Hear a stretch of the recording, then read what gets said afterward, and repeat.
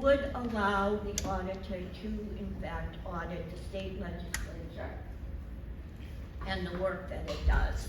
And that con vote. A pro vote would maintain the status quo, which is that the legislature is not audited in that manner. Now, audited, when we hear the word, most of us think of, tax collector or the IRS. But what this really is also looking at is how is the money spent, Moma? Every high school in Massachusetts is required under law to have their own set of graduation requirements, which have to be approved by the Department of Education. They're similar in some respects. For instance, the legislature has mandated that you have to take physical education every year for a credit.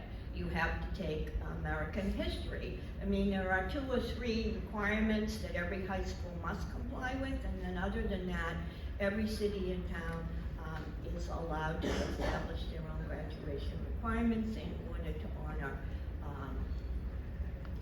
a student's right to a diploma.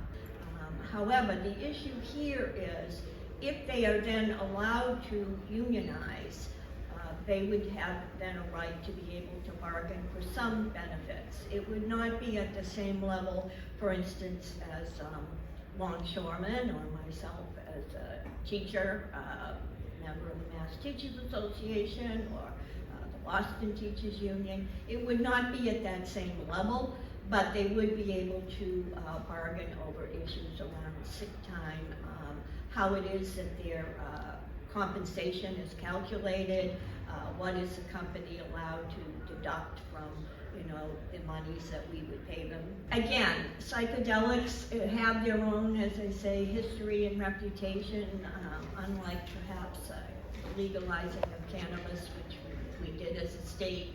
A lot of hurdles were overcome, and of course now it is legal. So now, should these drugs also be legal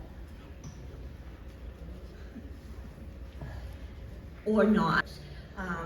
This again, in this state, what happens now, many of us may know, or if you've ever worked in the service industry, you're paid, far less than the minimum wage. I think it might be $6 an hour or somewhere in that vicinity, and then you rely on tips to make that up. But you are taxed on tips if the tips are on a credit card. The server pays taxes on that, which a lot of people don't realize happens. You've given the tip, you've made a decision on the level of service that you had, and you pay with a credit card.